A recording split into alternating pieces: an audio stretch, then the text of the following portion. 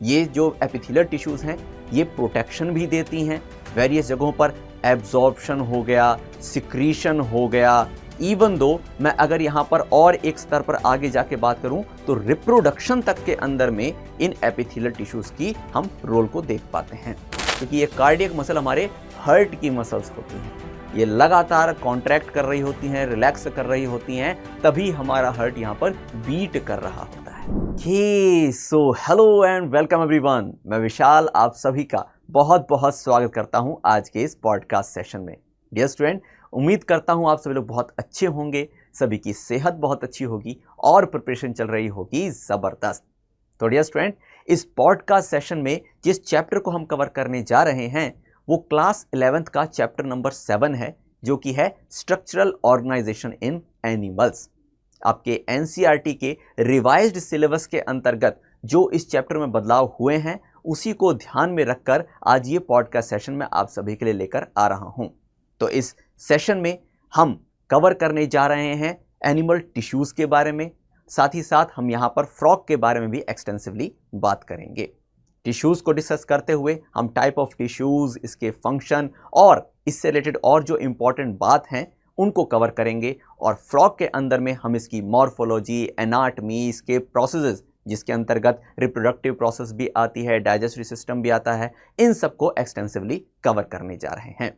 इस चैप्टर की वेटेज को लेकर मैं आपको अवगत कराऊं तो डियर स्टूडेंट, ये चैप्टर 4 से 5 क्वेश्चन तक का वेटेज रखता है, यानी कि आप मानकर चलिए एक अच्छा खासा यहाँ पर आप वेटेज कवर करने जा रहे हैं इस चैप्टर के थ्रू। तो तैयार हो जाइए इस पॉडकास्ट सेशन से मैक्सिमम आउटपुट लेने के लिए रिगार्डिंग दिस यूनिक चैप्टर। तो चलिए शुरुआत करते हैं आज के डिस्कशन की। डियर स्टूडेंट, सबसे पहले जो आपकी एनसीईआरटी यहाँ पर डिस्कस कर रही है वो ये है कि ऑर्गेनिज्म यूनिसेलुलर लेवल से लेकर मल्टी सेलुलर लेवल तक पाए जाते हैं।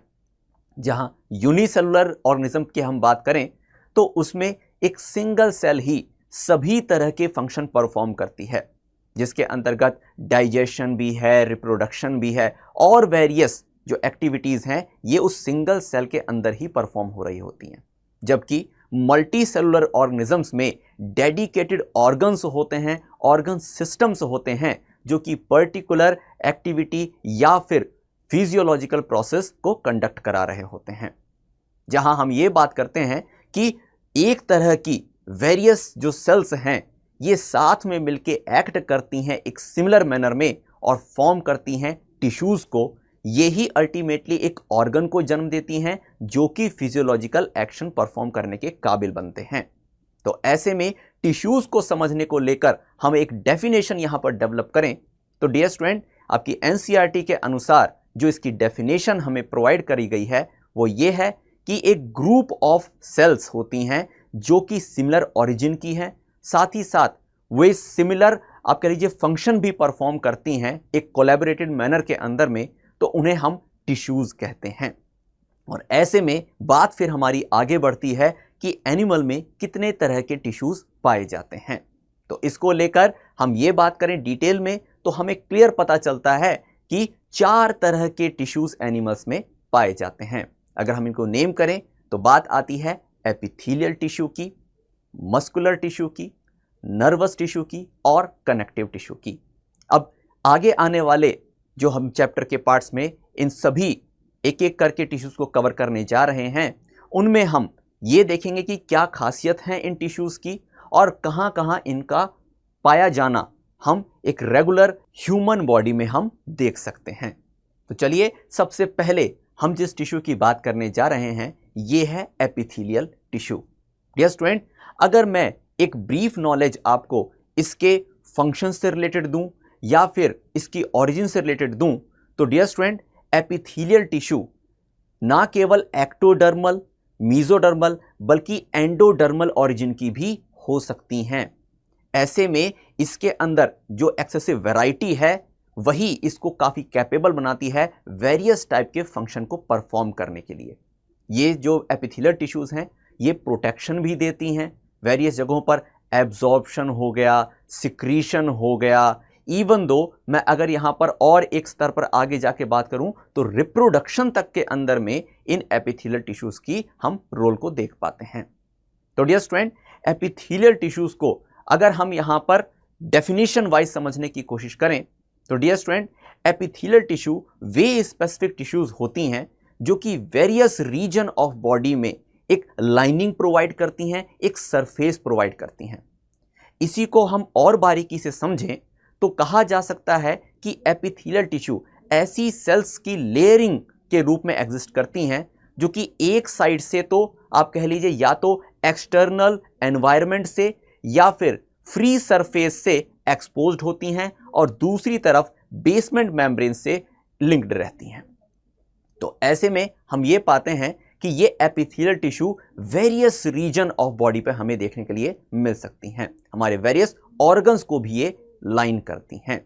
अगर मैं एक एग्जांपल के तौर पे बात करूं आपसे तो हमारी स्किन भी एक एपिथेलियल टिश्यू ही है, इवन दो हमारी जो इंटरनल एलिमेंट्री कैनाल की हम बात करते हैं वो भी एक एपिथेलियल टिश्यू ही है।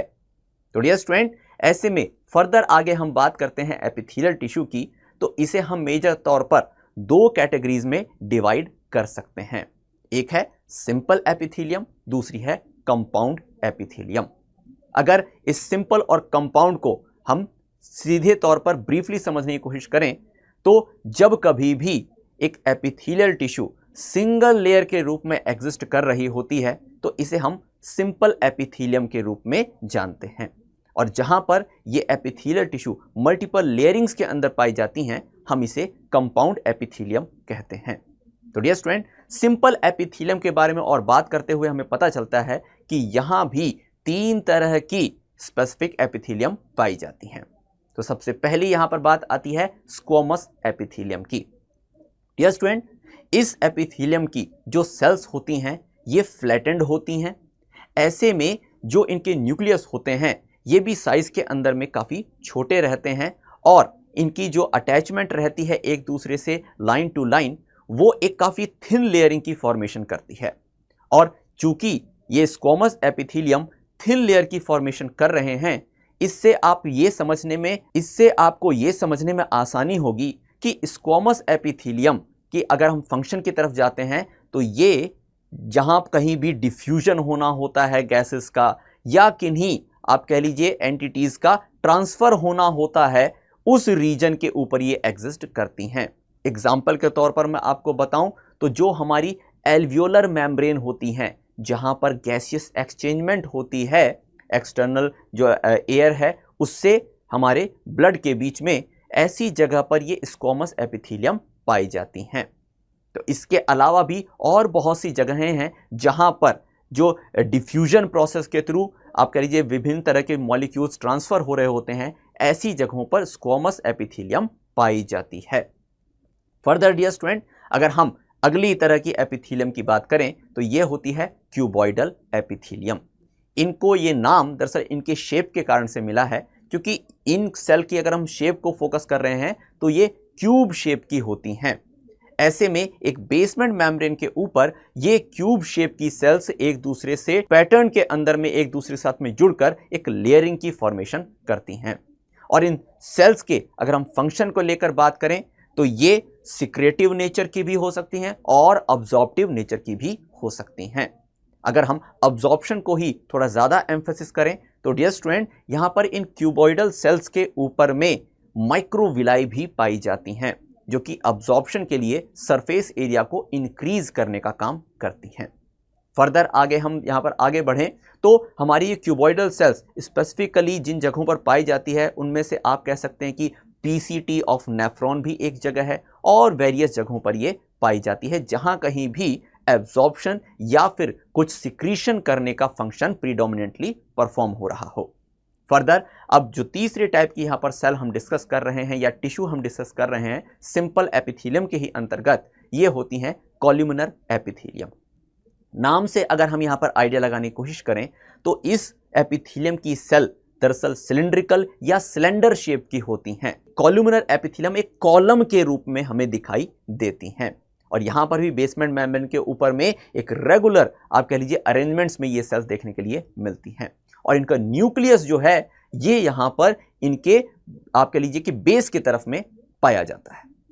इसके हम फंक्शन को लेकर बात करें तो इनका जो एक्सक्लूसिव फंक्शन रहता है वो मेजर तौर पर कुछ सिक्रीशन से रिलेटेड हो सकता है, और ऐसे में इसकी प्रेजेंस, इस तरह की एपिथेलियम की प्रेजेंस हमें स्टमक में भी देखने के लिए मिलती है, इंटेस्टाइन में भी देखने के लिए मिलती है, और वेरियस जगहों पर ये देखने को मिल सकती है। साथ ही साथ यहाँ पर भी आपको माइक्रोविलाई की प्रेजेंस देखने को मिल सकती है, और ऐसे में ये कॉलुमिनर एपिथेलियम को हम नेम दे सकते हैं ब्रश बॉर्डर्ड एपिथेलियम। तो डियर स्टूडेंट, यहाँ पर जो 3 तरह की बेसिक कैटेगरी हैं सिंपल एपिथेलियम की, ये हमने यहाँ डिस्कस करी हैं। दूसरी जो टाइप की एपिथेलियम होती हैं जो हम कंपाउंड एपिथेलियम के अंतर्गत कहते हैं, उनमें इन्हीं तीनों टाइप की जो आप कह लीजिए कि एपिथेलियम है, इनकी मल्टीपल लेयरिंग्स पाई जाती हैं, और ऐसे में उन्हें स्ट्रेटिफाइड एपिथेलियम भी कहा जाता है। ये स्ट्रेटिफाइड एपिथेलियम उन जगहों पर ज़्यादा पाई जाती हैं जहां रियर टियर काफ़ी कॉमन होता है। जैसे एग्जाम्पल के तौर पर अगेन मैं स्किन को लेकर आऊं तो स्किन जो है यह हमारी एक स्ट्रेटिफाइड एपिथेलियम के रूप में हम समझते हैं। यहाँ पर मल्टीपल लेयरिंग्स होती हैं ताकि कुछ अपर लेयर अगर यहाँ रियर टियर के अंदर में रिमूव भी हो जाए तो भी एक प्रॉपर बैरियर के रूप में हमारी स्किन एग्जिस्ट करती रहे।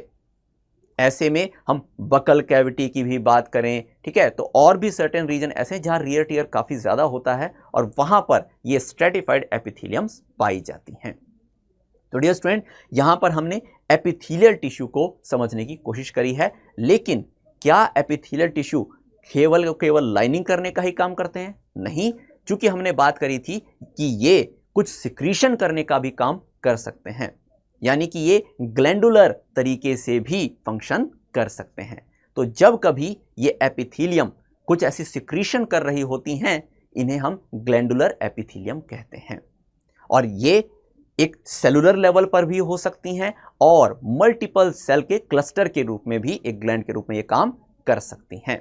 जब कभी एक सिंगल सेल ही ग्लैंड के रूप में काम कर रही हो तो हम इसे कह सकते हैं कि एक ये यूनिसेलुलर ग्लैंड के रूप में एग्जिस्ट करेगी।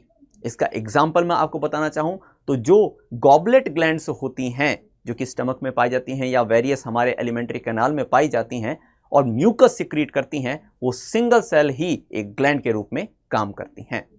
फर्दर डियर स्टूडेंट, जब हम यहाँ पर मल्टीपल सेल्स को साथ में ग्लैंड के रूप में काम करते हुए देखने की बात करें तो जो हमारे आप कह लीजिए कि अलग अलग ग्लैंड्स हैं, आप कह लीजिए इसके अंतर्गत पिट्यूटरी ग्लैंड भी आती है, हमारे वेरियस जो अलग अलग एंडोक्राइन सिस्टम के अंदर पाए जाने वाले ग्लैंड्स हैं, उनमें एक्सटेंसिवली आप कह लीजिए कि क्यूबॉइडल एपिथेलियम जो है ये पाई जाती हैं। तो ऐसे में वे ग्लैंडुलर एपिथेलियम के अंतर्गत हम देखते हैं। फर्दर अगर हम यहां पर ग्लैंड्स की बात कर रहे हैं तो टाइप ऑफ ग्लैंड्स किसी और भी तरीके से यहां पर कैटेगराइज किए जा सकते हैं। जैसे अगर मैं बात करूं कि वे ग्लैंड्स जो कि अपना सिक्रीशन किसी डक्ट के थ्रू एक रेस्पेक्टिव रीजन के ऊपर में एक्सर्ट करते हैं, उन्हें हम एक्सोक्राइन ग्लैंड्स कहते हैं। जिसके अंतर्गत हम बात करें तो हमारी सेलेवरी ग्लैंड्स आ जाती हैं, ठीक है, और भी आप कह लीजिए कि ऐसे डक्ट वाली जो ग्लैंड्स हैं उनके अंतर्गत हमारी जैसे स्वेट ग्लैंड्स हो गई, ठीक है। तो इस तरह कुछ एग्जांपल हमारे सामने जो डक्ट्स के थ्रू अपने सिक्रीशन को एक खास रीजन तक पहुंचाती हैं। फर्दर ऐसी भी ग्लैंड्स होती हैं जो कि किसी डक्ट से नहीं बल्कि डायरेक्ट सिस्टमिक सर्कुलेशन में अपनी सिक्रीशन को एक्सर्ट करती हैं, और ऐसी ग्लैंड्स को हम एंडोक्राइन ग्लैंड्स कहते हैं। अब एंडोक्राइन ग्लैंड्स को लेकर आप काफ़ी अवगत हैं ही कि पिट्यूटरी ग्लैंड से लेके थायराइड ग्लैंड या और भी अलग तरह की जो ग्लैंड्स हैं ये सभी एंडोक्राइन नेचर की होती हैं। एक और ख़ास बात dear student in epithelial tissue के बारे में आपको मैं बताऊं तो डियर स्टूडेंट एक सवाल यहाँ आप सभी के माइंड में ज़रूर क्रिएट हो सकता है कि सर ये जो हमारी सेल्स हैं एपिथेलियल सेल्स, ये वास्तव में एक दूसरे से अटैच आखिरकार कैसे रह पाती हैं? तो डियर स्टूडेंट इसके पीछे रीज़न दरअसल इनके बीच में जो जंक्शंस होते हैं ये हैं। डियर स्टूडेंट हमें यहाँ पर अगर हम ऑब्जर्व करें ध्यान से तो यहाँ पर 3 तरह के जंक्शंस हमें देखने के लिए मिलते हैं। सबसे पहला टाइप का जो जंक्शन हम यहाँ पर डिस्कस कर रहे हैं that is tight junction. Tight junction dear student उन जगहों पर पाया जाता है जहां पर किन्हीं पर्टिकुलर रीजन्स को दूसरे से एकदम अलग करने की बात आती है। जैसे मैं एक एग्जांपल के तौर पर आपको बताऊं कि आपको पता होगा ब्लड जो है हमारा ये ब्रेन में नहीं जाता, ठीक है। और ऐसे ही हम अगर बात करें जहां पर स्पर्मेटोजेनेसिस हो रही होती है, यानी कि बात हो रही है सेमिनिफेरस ट्यूब्यूल्स की, तो उनके भी सेंट्रल रीजन पर ब्लड नहीं पहुंचता। तो ऐसे में ब्लड से आप कह लीजिए एक बैरियर के रूप में वो रीजन्स एग्जिस्ट करते हैं सेपरेटली। तो जो ब्लड पार्ट है वो कहीं से भी लीक करके उन रीजन्स तक नहीं पहुंच पाता, और ऐसे में जो हम रीजन कहते हैं इसके पीछे वो टाइट जंक्शंस होते हैं, ठीक है। स्पेसिफिक प्रोटीन्स इसके अंदर में काम करती हैं, ऑक्लूडेंस होती हैं, क्लेंडेंस होती हैं, ठीक है। लेकिन ये उतनी डिटेल में आपके एनसीईआरटी के अंदर में कवर्ड नहीं है, पर हम ये जरूर जानते हैं कि जो यहां पर ये टाइट जंक्शन है वो एकदम इस तरह का आप कह लीजिए डिवीजन क्रिएट कर देता है दो रीजन्स के बीच में कि कोई भी यहां पर एक्सचेंजमेंट नहीं हो पाती है दोनों रीजन्स के बीच में। फर्दर आगे हम बात करें तो एडेरेंस जंक्शन होता है।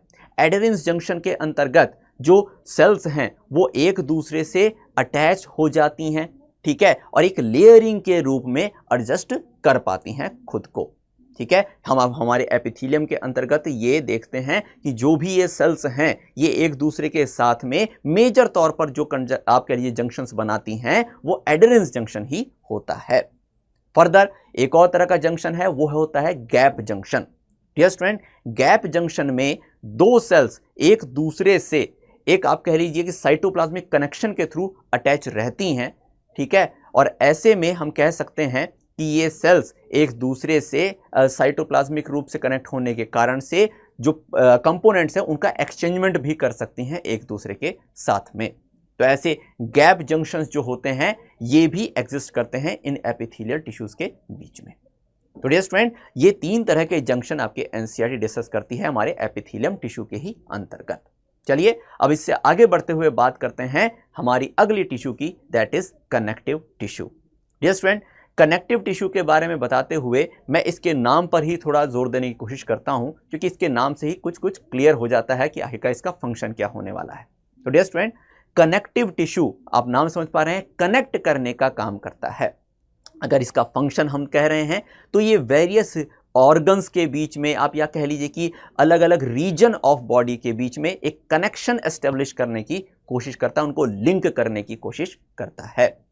तो डियर स्टूडेंट, कनेक्टिव टिश्यू भी यहाँ पर अलग अलग टाइप्स के आपके एनसीईआरटी के अंतर्गत ही उसकी आप कह लीजिए कि हम डिस्कस कर रहे हैं तो उसके अंतर्गत ही आता है, ठीक है। तो यहाँ पर हम बात करें तो कनेक्टिव टिश्यू यहाँ पर मेजर तौर पर दो तरीके के कहे गए हैं, एक है लूज कनेक्टिव टिश्यू और एक है dense connective tissue. Dear student, loose connective tissues के अंदर में जो यहाँ पर कंपोनेंट्स पाए जाते हैं जिसके अंतर्गत बहुत सारे कोलेजन फाइबर्स होते हैं, फिर आप कह लीजिए अलग अलग फाइब्रीन्स होती हैं, ठीक है, इलास्टीन्स होते हैं, ये मेजर तौर पर शामिल हैं। और ऐसे में लूज होने के कारण से हम समझ सकते हैं कि इनके बीच में काफ़ी ज़्यादा रीजन, काफ़ी ज़्यादा स्पेस होता है, काफ़ी ज़्यादा गैप होता है। और ऐसे में ही हम यहाँ पर इस लूज कनेक्टिव टिश्यू के अंतर्गत दो टिश्यूज को स्टडी करते हैं। पहली है एरियोलर टिश्यू और दूसरी है एडिपोज टिश्यू।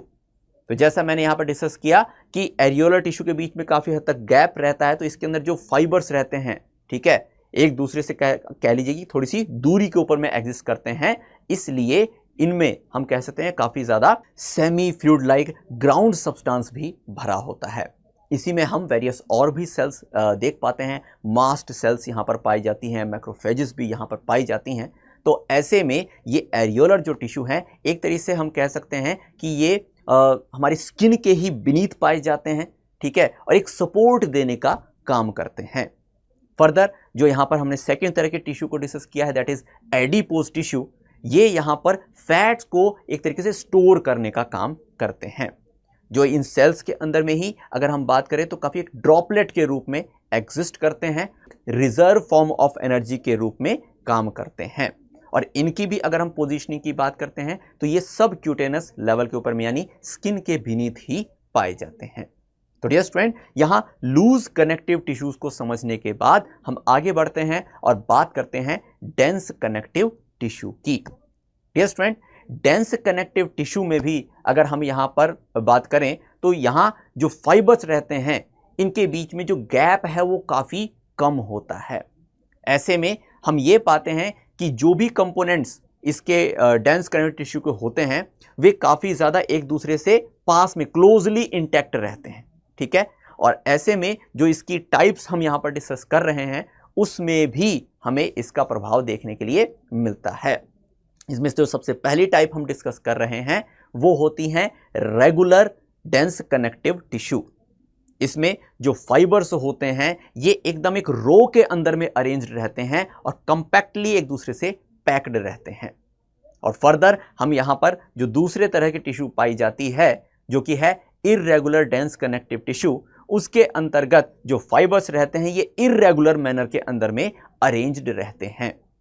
तो डियर स्टूडेंट, यहां पर डेंस कनेक्टिव टिश्यू जो हम डिस्कस कर रहे हैं इसमें बहुत सारे कोलेजन फाइबर्स होते हैं, इसके साथ साथ फाइब्रोब्लास्ट भी यहां पर पाई जाती हैं। अगर हम इसका एक एग्जाम्पल समझने की कोशिश करें तो डियर स्टूडेंट, जहां हमने बात करी थी कि रेगुलर डेंस कनेक्टिव टिश्यूज आप कह लीजिए डिस्कस करते हैं कि रो के अंदर में सभी फाइबर्स वहां पर अरेंज रहते हैं, उसका एग्जाम्पल हमारे सामने लिगामेंट्स होते हैं जो कि बोन टू बोन अटैचमेंट करते हैं, साथ ही साथ में टेंडन्स भी होते हैं जो कि स्केलेटल मसल से बोन को अटैच करने का काम करते हैं। जबकि हम इर्रेगुलर डेंस कनेक्टिव टिश्यू की बात करें तो इसके एग्जाम्पल के रूप में हम स्किन में पाई जाने वाली फाइब्रोब्लास्ट और कोलेजन फाइबर्स की जो अरेंजमेंट है इसी को पाते हैं। तो डियर स्टूडेंट, इससे आगे बढ़ते हुए हम फर्दर आगे डिस्कस करें तो हमारे इन कनेक्टिव टिश्यू में ही कुछ स्पेशलाइज्ड कनेक्टिव टिश्यू भी शामिल हैं और इसी के अंतर्गत सबसे पहले हम डिस्कस करते हैं कार्टिलेज को।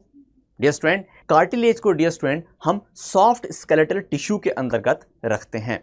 दरअसल इनके अंदर जो सेल्स पाई जाती हैं उन्हें कॉन्ड्रोसाइट्स कहा जाता है और ये कॉन्ड्रोसाइट सेल्स जो अपनी सिक्रीशन मैट्रिक्स के रूप में करती हैं उन्हीं के अंदर ये एनक्लोज फॉर्म पर पाई जाती हैं। ये दरअसल थोड़ी प्लाएबल नेचर की होती हैं, यानी कि ये थोड़ी सी फ्लेक्सिबल होती हैं और ऐसे में उन जगहों पर हमारी ये बॉडी में पाई जाती है जहां पर हम हार्डनेस के साथ साथ थोड़ी फ्लेक्सिबिलिटी भी देख पाते हैं। साथ ही साथ डियर स्टूडेंट, अगर हम बात इसमें एडल्ट से और इन्फेंट तक की करें तो डियर स्टूडेंट, इन्फेंट के अंदर में काफ़ी जो रीजन्स एक कार्टिलेजनस स्ट्रक्चर के थ्रू आप कह लीजिए कि रिप्रेजेंट होते हैं, वही एडल्ट्स के अंदर में बोन्स के थ्रू भी रिप्लेस कर दिए जाते हैं, ठीक है। तो ऐसे में हम एक इन्फेंट से लेके एडल्ट तक हमारे इन कार्टिलेज की प्रेजेंस देख सकते हैं। एग्जाम्पल के तौर पे हम हाइलिन कार्टिलेज की बात करते हैं, जैसे हमारे जो ट्रैकिया के अंदर में कार्टिलेज पाई जाती है, हाइलिन कार्टिलेज ये मोस्ट अबंडेंट कार्टिलेज है। और ऐसे में इसके अलावा और जो कार्टिलेजेस पाई जाती हैं जैसे हमारे पिन्ना की बात आ जाती है, ठीक है, ये भी एक कार्टिलेज ही है। और फर्दर हमारी रिब्स के अंदर भी कार्टिलेज पाई जाती हैं। ऐसे में कार्टिलेज की भी जो अलग अलग कैटेगरीज होती हैं उसके अंतर्गत हम वाइट फाइब्रस कार्टिलेज जो कहते हैं या येलो फाइब्रस कार्टिलेज को कहते हैं, ठीक है। तो येलो फाइब्रस कार्टिलेज में ही हमारी पिन्ना का एग्जाम्पल आता है और वाइट कार्टिलेजनस जो टिश्यू हैं उसके अंतर्गत हमारी जो रिब्स हैं उसको हम उसमें जो भी हमारी फॉल्स रिब्स जो आती हैं वो इसका एक एग्जाम्पल है। तो डियर स्टूडेंट, कार्टिलेज से आगे बढ़ते हुए बात आती है यहाँ पर बोन्स की। डियर स्टूडेंट, बोन अपने आप में काफ़ी एक हार्ड स्ट्रक्चर होता है जो कि अगेन एक कनेक्टिव टिश्यू ही है। क्योंकि हम यहाँ पर बात कर रहे हैं कि काफ़ी हार्डनेस इसके अंदर हमें दिखाई देती है, तो यहाँ पर जो सेल्स पाई जाती हैं ऑस्टियोब्लास्ट सेल्स और ऑस्टियोक्लास्ट सेल्स, ये दरअसल कैल्शियम के और फॉस्फेट की प्रेजेंस होने के कारण से काफ़ी ज़्यादा हार्ड स्ट्रक्चर के रूप में एग्जिस्ट करती हैं। ये ऑस्टियोब्लास्ट और ऑस्टियोक्लास्ट सेल्स जो हैं ये दरअसल एक दूसरे के साथ में अलाइन होकर ऑस्टियन के फॉर्म में रिसाइड कर रही होती हैं हैवर्सियन कैनाल में। यस फ्रेंड, जहां पर हम स्पॉन्जी बोन्स की बात करते हैं वहां पर एज सच हैवर्सियन कैनाल उतना प्रेजेंट नहीं रहता है, लेकिन सॉलिड जो हमारी बोन्स हैं वहां पर ये हैवर्सियन कैनाल एग्जिस्ट करते हैं। तो डियर स्टूडेंट, दरअसल जो भी हमारी लॉन्ग बोन्स पाई जाती हैं और जहां पर मिड रीजन के अंदर में काफ़ी गैप रहता है वहां पर हम बोन मैरो को भी पाते हैं जो कि ब्लड प्रोडक्शन होने वाली साइट है। जो अलग अलग हमारी सेल्स होती हैं ब्लड की, ये बोन मैरो में ही बनती हैं और उनमें भी स्पेसिफिकली बात करूं तो रेड बोन मैरो में। फर्दर इन सब चीज़ के बारे में हम फर्दर जब डिस्कस करेंगे बॉडी फ्लूइड्स एंड सर्कुलेशन में, तब हम वहाँ पर डिटेल में बात करेंगे कि कौन सी अलग अलग तरह की यहाँ पर ब्लड सेल्स पाई जाती हैं जो कि हमारे ब्लड में या फिर अलग जो बॉडी फ्लूइड हैं वहाँ पर हम देख पाते हैं। फर्दर डियर स्टूडेंट, इससे आगे बढ़ते हुए जो अगले कनेक्टिव टिश्यू है वो खुद ब्लड ही है। यस डियर स्टूडेंट, ब्लड भी एक फ्लूइड कनेक्टिव टिश्यू है। इसके अलावा लिम्फ भी पाया जाता है, लेकिन ये दोनों ही जो टिश्यूज हैं इनके बारे में हम बॉडी फ्लूइड एंड सर्कुलेशन में डिटेल में पढ़ेंगे। पर अगेन यहाँ पर ब्रीफ में आपको मैं इंफॉर्मेशन फर्दर आगे कंटिन्यू करूँ इसके बारे में। तो डियर स्टूडेंट, ये ब्लड टिश्यूज जो होते हैं ये वेरियस रीजन ऑफ बॉडी के अंदर में ट्रैवल करते हैं, ट्रांसपोर्ट करते हैं न्यूट्रिएंट्स को, गैसेस को, वेस्ट मटेरियल्स को, हार्मोन्स को, और ऐसे में कंप्लीट बॉडी के अंदर इनका एक्सेस भी है। साथ ही साथ अगर हम कहें इम्यूनिटी प्रोवाइड करने की भी क्षमता होती है, वो भी इनके वेरियस जो सेल्स होती हैं उन पर ही डिपेंड करती है, जैसे हम WBC की बात करते हैं। तो डियर स्टूडेंट, इनमें हमने अलग अलग सभी जो कनेक्टिव टिश्यू है इनको समझने की कोशिश करी है इन ब्रीफ। फर्दर आगे बढ़ते हुए हम अगले टिश्यू के बारे में बात करते हैं, that is muscular tissue. Dear student, muscular tissue दरअसल उन सेल्स से मिलकर बना है जिनके पास में कॉन्ट्रैक्शन और रिलैक्सेशन करने की कैपेबिलिटी होती हैं। यानी कि ये सेल्स साइज के अंदर में रिड्यूस भी हो सकती हैं और फिर एक्सपेंड भी हो सकती हैं, और ऐसे करने की कैपेबिलिटी जो इनके पास में आ रही है वो इनके अंदर पाए जाने वाले मायोफाइब्रिल्स के कारण से होती है। ये मायोफाइब्रिल्स भी दरअसल कुछ यूनिक प्रोटीन्स, जैसे कि हम बात करें तो एक्टिन, मायोसिन, ट्रोपोनिन, इन सब के कारण से होती है। तो ये जब साइज के अंदर में रिड्यूस होती हैं, ऐसे में ये इन स्पेसिफिक सेल्स को, जो हम मसल सेल्स की बात कर रहे हैं, इनको साइज में रिड्यूस करने का काम करती हैं और टाइम आने पर इनको एक्सपेंड करते हुए आप कह लीजिए कि इनका साइज इंक्रीज करने का भी काम करती हैं। तो डियर स्टूडेंट, इनमें जो हम कहते हैं साइटोप्लाज्म भी, उसको भी एक यूनिक नाम से जाना जाता है जिसे हम सार्कोप्लाज्म कहते हैं। ठीक है, तो इस चीज से हम आगे बढ़ते हैं और बात करते हैं कि आखिरकार अगर ये यूं कॉन्ट्रैक्ट और रिलैक्स करती हैं तो फंक्शन इनका किस तरीके का हो सकता है। डियर स्टूडेंट, अगर हम बात करें हमारी मसल्स की, तो ये मसल्स दरअसल कॉन्ट्रैक्ट और रिलैक्स करते हुए बॉडी के अंदर मूवमेंट जनरेट कर सकती हैं। हमारे लोकोमोशन के अंदर में इनका काफ़ी क्रूशियल रोल होता है, और ऐसे में हम यहाँ पर जानना चाहते हैं कि आखिरकार क्या सभी तरह की मसल्स क्या मूवमेंट और आप कह लीजिए कि लोकोमोशन से ही कोरिलेटेड हैं या और भी फंक्शंस परफॉर्म करती हैं। तो यस डियर स्टूडेंट, यहाँ पर हम मस्कुलर टिश्यू को ही फर्दर आगे और डिटेल में डिस्कस करते हुए पाते हैं कि यहाँ पर हमारे पास 3 तरह की स्पेसिफिक मसल टिश्यूज होती हैं। सबसे पहली जो आती है ये होती हैं स्केलेटल मसल्स। यस स्टूडेंट, ये स्केलेटल मसल्स को हम स्ट्राइप्ड मसल और स्ट्रेटेड मसल्स भी कहते हैं, क्योंकि इनके अंदर हमें कुछ रीजन्स दिखाई देते हैं जो कि लाइट बैंड और डार्क बैंड में आप अलग अलग रिप्रेजेंट कर सकते हैं। इन बैंड्स को हम फर्दर आगे जब मसल्स के अंदर कॉन्ट्रैक्शन प्रोसेस को समझेंगे तो वहां पर हमें और भी ज़्यादा क्लियर हो जाएगी इनकी पिक्चर। तो डियर स्टूडेंट, चूंकि इनका रिपीटिशन रहता है लाइट बैंड और डार्क बैंड के रूप में, तो ऐसे में ये स्ट्राइप्ड हमें दिखाई देती हैं। अगर हम इसके स्ट्रक्चर की बात करें तो ये सिलिंड्रिकल स्ट्रक्चर की होती हैं, और इनका जो न्यूक्लियस होता है वो इनके बीच में पाया जाता है, और ऐसे में जो कॉन्ट्रैक्शन और रिलैक्सेशन करने के लिए इनके अंदर मायोफाइब्रिल्स पाए जाते हैं, उनकी भी पैटर्निंग थ्रू आउट इनके लेंथ देखने के लिए मिलती है। और अगर हम चूंकि इनके बारे में बात कर रहे हैं स्केलेटल मसल के रूप में, तो डियर स्टूडेंट, ये स्केलेटल मसल कॉन्ट्रैक्ट और रिलैक्सेशन जो कर रही हैं, ऐसे में ये हमारी बोन्स के साथ में अटैच रहते हुए बॉडी के अंदर मूवमेंट कराती हैं। तो डियर स्टूडेंट, जो भी हमारी वॉलंटरी मूवमेंट होती है, यानी कि हमारी इच्छा से जो मूवमेंट होती है शरीर के अंदर, वो इन स्केलेटल मसल्स के थ्रू ही होती है। इससे आगे बढ़ते हुए जो सेकेंड टाइप की मसल हम यहां पर डिस्कस कर रहे हैं वो है स्मूथ मसल्स। स्मूथ मसल्स में जो एक एक पर्टिकुलर सेल होती है वो सिलिंड्रिकल ना होकर स्पिंडल शेप की होती हैं, और एक दूसरे के साथ में अटैच होते हुए ये एक पैटर्न के रूप में हमें दिखाई देती हैं, और इनके अंदर कोई भी स्ट्राइप्ड फॉर्म हमें देखने के लिए नहीं मिलती। तो ऐसे में ये जो हमारी मसल्स हैं ये यहाँ पर कॉन्ट्रैक्ट और रिलैक्स करती तो हैं, लेकिन ये वॉलंटरी नहीं होती। ये दरअसल इनवॉलंटरी टाइप की मसल्स कही जा सकती हैं।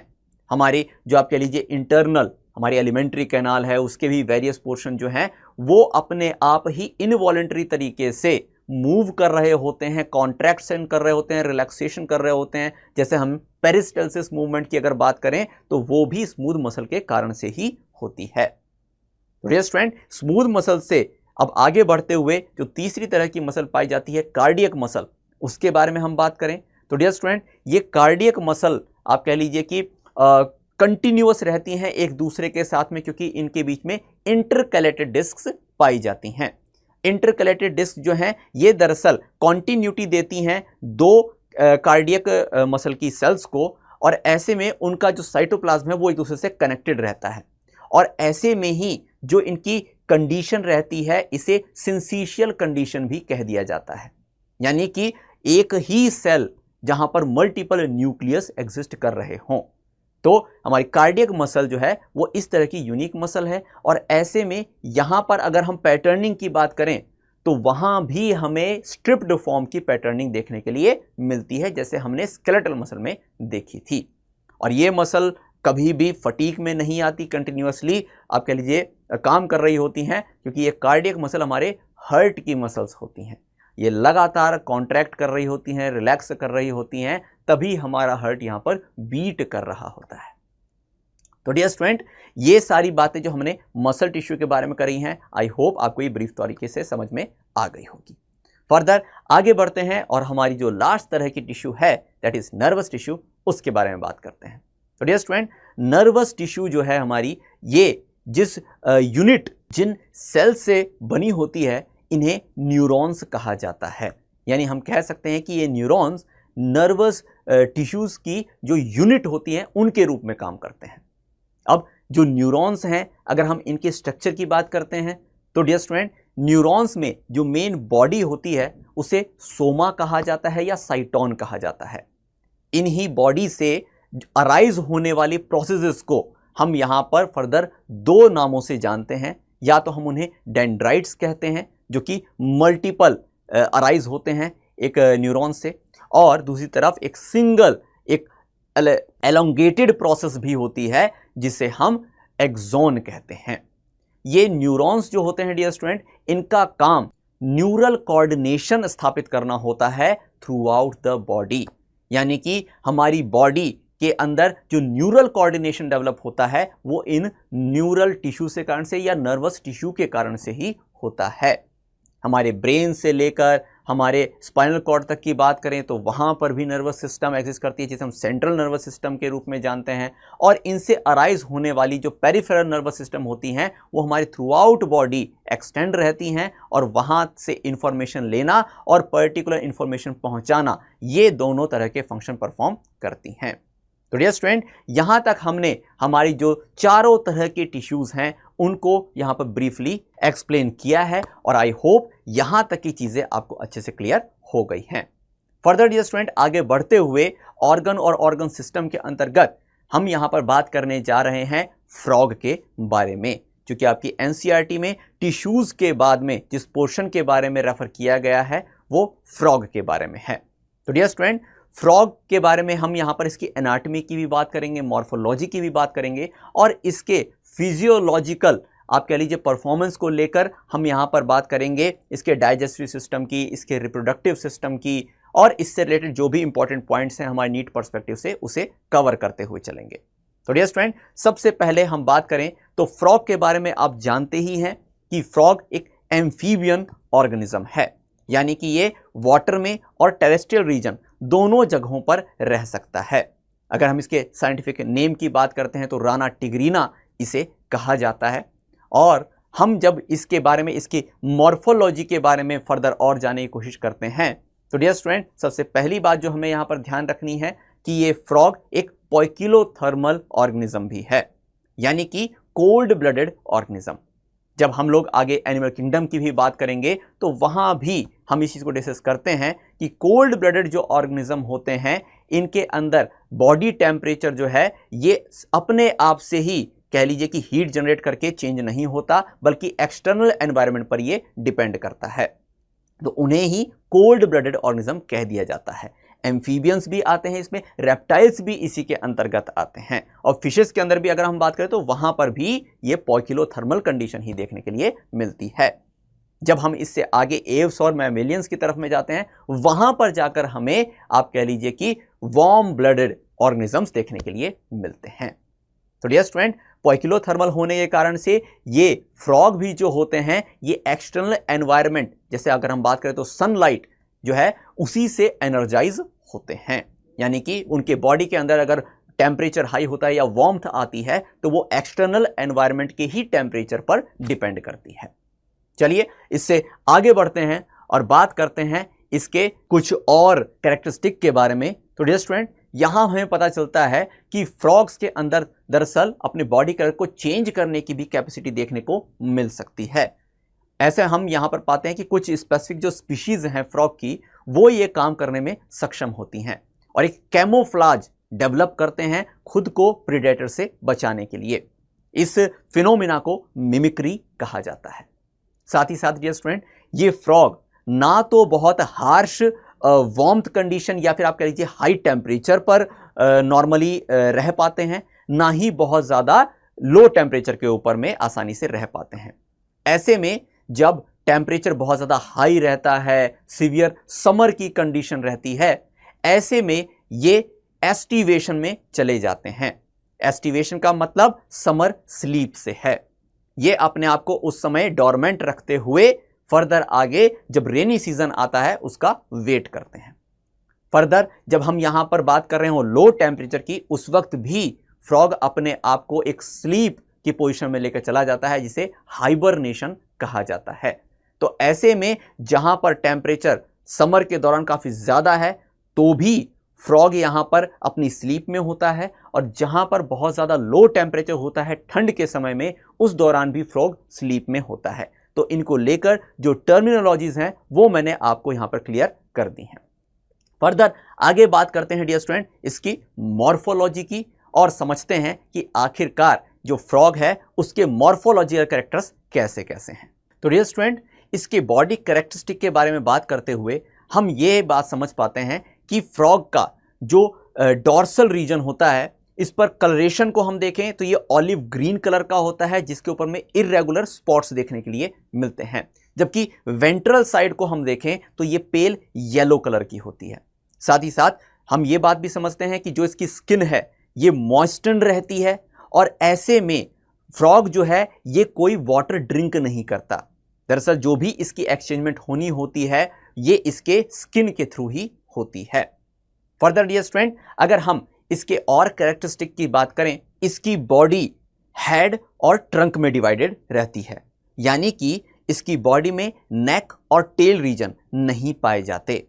डियर स्टूडेंट, साथ ही साथ इनकी आईज पर निक्टेटिंग मेम्ब्रेन होती है, जो कि वाटर के अंदर इनकी आईज को प्रोटेक्ट करने का काम करती है। साथ ही साथ इनके आईज के ही साइड में टिम्पेनम मेम्ब्रेन्स पाई जाती हैं, जो कि इनके लिए ऑडिटरी ऑर्गन के रूप में काम करती हैं। फर्दर हम इनके फोर लिम्स और हाइंड लिम्स की बात करें तो फोर लिम्स के ऊपर यहां पर 4 इनके डिजिट्स पाए जाते हैं, जो कि वेब्ड होते हैं।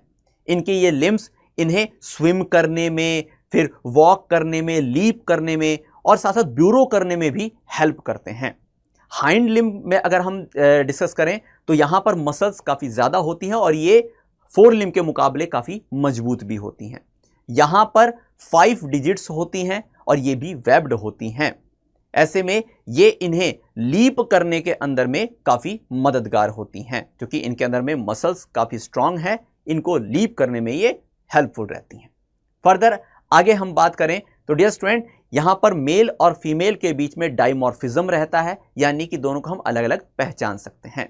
डियर स्टूडेंट, मेल के पास में कॉपुलेटरी पैड्स पाए जाते हैं, जो कि उसके फोर लिम्ब के पास होते हैं और मदर से उसे अटैच करने में मदद करते हैं। फीमेल के पास ये नहीं पाए जाते। साथ ही साथ मेल के पास में वोकल सैक्स भी होते हैं, जो फीमेल के पास में नहीं होते।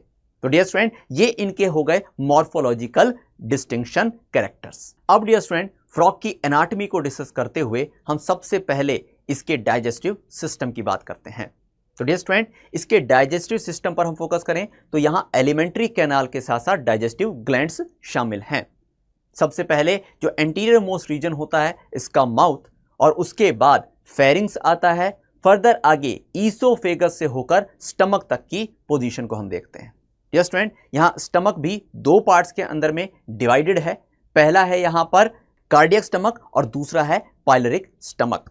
इस स्टमक के साथ में ही डाइजेस्टिव ग्लैंड के रूप में पैनक्रियाज भी अटैच होते हैं, लिवर भी यहां पर पाए जाते हैं। लेकिन फर्दर आगे अगर हम एलिमेंट्री कैनाल को ही एक्सटेंशन पर देखें तो स्टमक से आगे पाई जाती हैं इंटेस्टाइन रीजन। इंटेस्टाइन का एंटीरियर पार्ट ड्यूडेनम कहलाता है, जबकि पोस्टीरियर पार्ट इलियम कहलाता है। ये इलियम से फर्दर आगे हम बात करें तो लार्ज इंटेस्टाइन से होकर जो एक्सटर्नल ओपनिंग जाती है उसे क्लोएका कहा जाता है। हम यहां पर अगर इसके डाइजेशन की प्रोसेस को समझने की कोशिश करें तो डियर स्टूडेंट, जो फ्रॉग है ये एक कार्निवोरस ऑर्गेनिज्म है। ऐसे में इसका जो इंटेस्टाइन है ये साइज के अंदर काफी रिड्यूस्ड रहता है। और इसके डाइजेशन पर हम बात करें तो स्टमक के अंदर HCl के प्रेजेंस में जो गैस्ट्रिक जूस रिलीज होता है उससे ही हम यहां पर कहते हैं कि डाइजेशन की शुरुआत हो जाती है। ये अपने बाइलोब्ड टंग से जब अपने प्रे को एनगल्फ करता है और स्टमक तक पहुंचाता है तो डाइजेशन यहां पर शुरू हो जाता है। लेकिन डाइजेशन के कंप्लीशन की हम बात करें तो वो इंटेस्टाइन में जाकर होता है। तो जब तक खाना स्टमक में पाया जाता है वहां पर HCl के प्रेजेंस में गैस्ट्रिक जूस एक्टिवेट होता है और सेमी डाइजेस्टेड फूड जिसे काइम कहा जाता है उसे ये इंटेस्टाइन की तरफ पास कर देता है, जहां पर पैनक्रियाज से आने वाले पैनक्रियाटिक जूस से डाइजेशन होगा इन प्रेजेंस ऑफ बाइल, जो कि लिवर से आ रहा होता है। और ऐसे में जब कंप्लीशन हो जाता है यहां पर डाइजेशन का तो अब्सॉर्ब करने के लिए इंटेस्टाइनल विलाइज होती हैं, और जो अनडाइजेस्टेड पार्ट होता है यहां पर फूड का वो लार्ज इंटेस्टाइन से होकर और फर्दर फिर क्लोएका से होकर एग्जिट आउट कर जाता है बॉडी से। फ्रॉग के लार्ज इंटेस्टाइन को वैसे हम रेक्टम के नाम से भी जानते हैं, तो अगर कहीं लार्ज इंटेस्टाइन को रेक्टम के नाम से रेफर किया जाए तो बिल्कुल इसके अंदर कंफ्यूज होने की जरूरत नहीं है। डियर स्टूडेंट, फर्दर आगे बढ़ते हुए हम बात करते हैं इसके रेस्पिरेटरी सिस्टम की। तो डियर स्टूडेंट, फ्रॉग दरअसल एक नहीं, दो नहीं, बल्कि 3 तरीकों से रेस्पिरेशन कर पाते हैं। अगर हम ये बात कर रहे हैं एडल्ट फ्रॉग की। डियर स्टूडेंट, यहां पर सबसे पहले जो टाइप ऑफ रेस्पिरेशन की हम बात करते हैं वो होता है क्यूटेनस रेस्पिरेशन। क्यूटेनस रेस्पिरेशन का मतलब है कि फ्रॉग अपनी मॉइस्ट स्किन से रेस्पायर कर पाता है। क्योंकि हाईली वेस्कुलराइजेशन होने के कारण से जो ब्लड स्किन तक पहुंच रहा होता है वो डायरेक्ट यहां पर ऑक्सीजन की एक्सचेंजमेंट कर पाता है थ्रू स्किन। तो ऐसे में डियर स्टूडेंट ये क्यूटेनस रेस्पिरेशन जो है फ्रॉग के अंदर में हमें देखने के लिए मिलता है। दूसरे टाइप का रेस्पिरेशन कहा जाता है बक्कोफेरेंजियल रेस्पिरेशन। ये पार्शियल टाइम पर जब फ्रॉग जो है हाफ इमर्स्ड रहता है वाटर के अंदर में तब एक्टिव रहता है, और ऐसे में यहां पर 2 तरह की जो हम ये रेस्पिरेशन देख रहे हैं फ्रॉग में, दैट इज क्यूटेनस एंड बक्कोफेरेंजियल, ये मेजर तौर पर ज्यादातर फ्रॉग के अंदर में देखने के लिए मिलती हैं। इसके अलावा जो तीसरी तरह की रेस्पिरेशन यहां पर है वो है यहां पर पल्मोनरी रेस्पिरेशन, यानी कि फ्रॉग के अंदर में आपको लंग्स भी देखने के लिए मिलेंगे। जब कभी फ्रॉग वाटर से बाहर होता है यानी टेरेस्ट्रियल रीजन पर होता है, ऐसे में ये पल्मोनरी सैक के रूप में इसके लंग्स जो हैं ये काम करते हैं और इसके थ्रू भी फ्रॉग के अंदर में रेस्पिरेशन होता है। अगर हम यहां पर टैडपोल की तरफ में जाएं तो गिल्स की भी बात आ जाएगी। तो ऐसे में डियर स्टूडेंट हम लोग को यहां पर थोड़ा सा स्टक रहना है फ्रॉग के एडल्ट फॉर्म पर ही, और ऐसे में हम 3 तरह के रेस्पिरेशन सिस्टम के ऊपर में बात कर चुके हैं। फर्दर डियर स्टूडेंट हम आगे बढ़ते हैं और बात करते हैं इसके सर्कुलेटरी सिस्टम के बारे में। तो डियर स्टूडेंट सर्कुलेटरी सिस्टम जो है ये काफ़ी वेल डेवलप्ड होता है फ्रॉग के अंदर में, और ये क्लोज्ड टाइप का होता है। क्लोज टाइप से मैं आपको यहाँ पर समझाने की कोशिश करूँ तो डियर स्टूडेंट यहाँ पर जो ब्लड है वो दरअसल वेसल्स के अंदर में या हार्ट के थ्रू ही फ्लो होता है। ठीक है, तो ऐसे में इसे closed type of blood circulation system कहा जाता है। तो डियर स्टूडेंट यहाँ हमें फ्रॉग के अंदर भी ये क्लोज टाइप का ही सर्कुलेटरी सिस्टम देखने के लिए मिलता है। डियर स्टूडेंट यहाँ जो हार्ट पाया जाएगा वो मायोजेनिक हार्ट होता है, और इसके अंदर 2 एट्रिया और 1 वेंट्रिकल होते हैं, यानी एम्फीबिया होने के नाते यहां पर आपको 3 चैम्बर्ड हार्ट देखने के लिए मिलेगा। डियर स्टूडेंट आर्ट्रिया में जो ब्लड आ रहा होता है वीना कावा जो कि मेन वेन्स होती हैं उनके थ्रू एट्रियम तक पहुंचने से पहले ये आती हैं साइनस विनोसस में जो कि एक ट्रायंगुलर स्ट्रक्चर होता है, और फिर फर्दर जाती हैं ये एट्रिया के अंदर।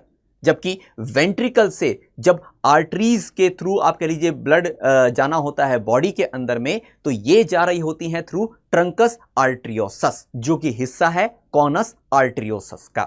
तो ऐसे में हम कह सकते हैं कि फ्रॉग में आर्ट्रियल सिस्टम भी पाया जाता है और वेनस सिस्टम भी पाया जाता है। फर्दर डियर स्टूडेंट, अगर हम ब्लड के ऊपर बात करें तो फ्रॉग में पाए जाने वाले ब्लड में हमें यहां पर आरबीसी भी देखने के लिए मिलेगी, डब्ल्यूबीसी भी देखने के लिए मिलती है और प्लेटलेट्स भी देखने के लिए मिलते हैं। और पिगमेंट के तौर पर यहां भी आपको हीमोग्लोबिन ही देखने के लिए मिलेगा, जो कि ऑक्सीजन कैरी करता है।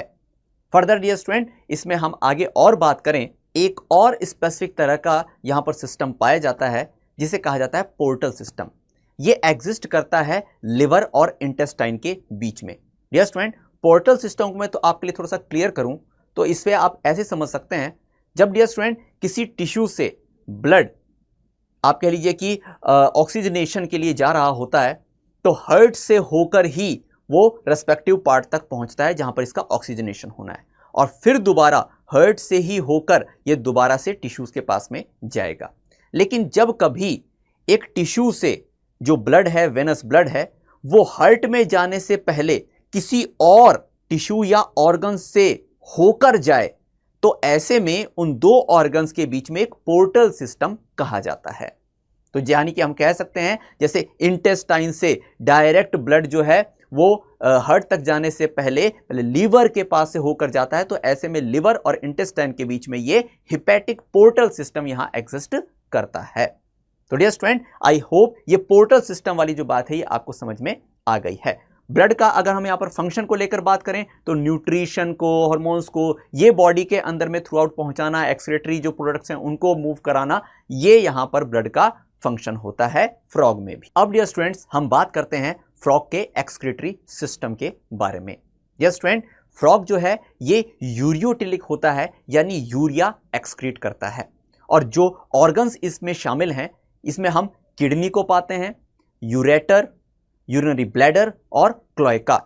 डियर स्टूडेंट, किडनी जो है यहां पर ये पेयर्ड स्ट्रक्चर होती है और वर्टिब्रल कॉलम के दोनों तरफ पाई जाती है at posterior region of body. साथ ही साथ अगर इसमें हम फिल्ट्रेशन यूनिट की बात करें तो वो यूरिनिफेरस ट्यूब्यूल कहे जाते हैं, या जिन्हें हम नेफ्रॉन्स भी कह सकते हैं। इनसे यूरिन फॉर्मेशन होने के बाद यूरेटर के थ्रू यूरिनरी ब्लैडर तक पहुंचता है, और ऐसे में जो यूरेटर है ये एक मेल के अंदर यूरोजेनाइटल डक्ट के रूप में भी काम करता है। जबकि फीमेल में अगर हम बात करें तो क्लोएका रीजन में ना केवल यूरेटर की ओपनिंग होती है बल्कि ओविडक्ट की भी ओपनिंग होती है। साथ ही साथ in both male and female urinary bladder जो है ये रेक्टम के वेंट्रल पार्ट के ऊपर में पाया जाता है, और इसकी भी ओपनिंग क्लोएका में ही होती है। तो डियर स्टूडेंट, ये हमने एक्सक्रीटरी सिस्टम को यहां पर एक्सप्लेन किया है ऑफ फ्रॉग। आई होप यहां तक की चीजें आप सभी को क्लियर हो चुकी हैं। अब और आखिरी में डियर स्टूडेंट, हम यहां पर डिस्कस करने जा रहे हैं फ्रॉग के रिप्रोडक्टिव सिस्टम के बारे में। डियर स्टूडेंट, फ्रॉग में बोथ मेल और फीमेल में काफी डेवलप्ड रिप्रोडक्टिव सिस्टम पाया जाता है। सबसे पहले हम बात करें यहां पर मेल फ्रॉग के बारे में, तो डियर स्टूडेंट यहां पर ओवल शेप के टेस्टिस पाए जाते हैं जो कि किडनी के ऊपर एस्टेब्लिश होते हैं। ये दरअसल किडनी के साथ में अटैच रहते हैं एक पेरिटोनियम लेयर के थ्रू, जिसे मेसोर्कियम कहा जाता है। और ऐसे में जो टेस्टिस से आप कह लीजिए कि स्पर्म प्रोड्यूस होते हैं, ये लगभग 10 से 12 वासा एफरेंशिया से के थ्रू ये अटैच रहते हैं किडनी के साथ में, और जहां पर ये फर्दर एंटर करते हैं बीडर्स कैनाल में। ये बीडर कैनाल से होते हुए स्पर्म जो है ये किडनी के अंदर एंटर करेगा इसके यूरोजेनाइटल डक्ट में, और इसी से होकर फर्दर ये आगे यूरेटर से होकर, जो कि सेम यूरोजेनाइटल डक्ट भी है, ऐसे में ये पहुंचता है यहां पर अगर हम देख पा रहे हैं तो जो यूरेटर है ये क्यों आखिरकार हमने कहा था यूरोजेनाइटल डक्ट, आपको आई होप ये क्लियर हो गया होगा। डियर स्टूडेंट, फर्दर यहां पर हम बात करें तो मेल के पास जो यहां पर कोपुलेटरी पैड्स होते हैं उसके थ्रू वो फीमेल बॉडी पर अटैच होते हैं, और उसके बाद ये अपने स्पर्म को यहां पर रिलीज करते हैं क्लोएका से होकर। तो ऐसे में डियर स्टूडेंट, डायरेक्ट फीमेल की बॉडी के अंदर में स्पर्म एंटर नहीं होता है। तो हम कह सकते हैं कि फ्रॉग में जो फर्टिलाइजेशन होने जा रही है ये इंटरनल फर्टिलाइजेशन नहीं है, ये एक्सटर्नल फर्टिलाइजेशन होगी। पर चलिए उस पर डिस्कशन से पहले हम फीमेल रिप्रोडक्टिव सिस्टम को भी समझ लेते हैं। तो dear student, female reproductive system में भी पेयर्ड ओवरीज पाई जाती हैं, जो कि ओविडक्ट के थ्रू जो ओवम रिलीज होता है, जो एक बार की संख्या में अगर हम बात करें तो लगभग 2500 से 3000 होते हैं, ये यहां पर इसको डायरेक्ट लाकर क्लोएका के अंदर में रिलीज कर देते हैं। तो ऐसे में जो ओवम रिलीज हो रहे हैं वे भी फीमेल बॉडी से बाहर जाते हैं और ऐसे में जो एक्सटर्नल वाटर है वहीं पर फर्टिलाइजेशन होती है। तो डियर स्टूडेंट, रिप्रोडक्टिव सिस्टम को हम देखने के बाद फाइनली अब बात करते हैं फ्रॉग के इकोनॉमिकल इंपॉर्टेंस के बारे में। तो फ्रॉग्स चूंकि इंसेक्ट्स को खाता है, ऐसे में क्रॉप्स की प्रोटेक्शन में इसका इंपॉर्टेंट रोल है। साथ ही साथ अगर हम बात करें तो ये इकोसिस्टम में फूड वेब के अंतर्गत एक बैलेंस बनाने का भी काम करता है। और अंत में अगर हम बात करें तो ह्यूमन के लिए अगर आप कह सकते हैं कि सर्टेन रीजन ऑफ वर्ल्ड ये एक एडिबल आप कह लीजिए कि फूड की तरह से भी आप कह लीजिए कि यूज किया जाता है। तो डियर स्टूडेंट, आज के सेशन में हमने हमारे टिश्यूज को कंप्लीटली समझते हुए और आपकी एनसीईआरटी के ही पर्सपेक्टिव से फ्रॉग को भी कवर किया है और हमने यहां पर कोशिश करी है कि इन चीजों को ब्रीफ मैनर में और स्ट्रेट फॉरवर्ड मैनर में आप तक पहुंचाया जाए through this podcast session. I hope आज का जो पॉडकास्ट सेशन है आप सभी के लिए फ्रूटफुल रहे। मिलते हैं अगेन अपन नेक्स्ट सेशन में, तब तक पढ़ते रहिए। सी यू सून। Thank you.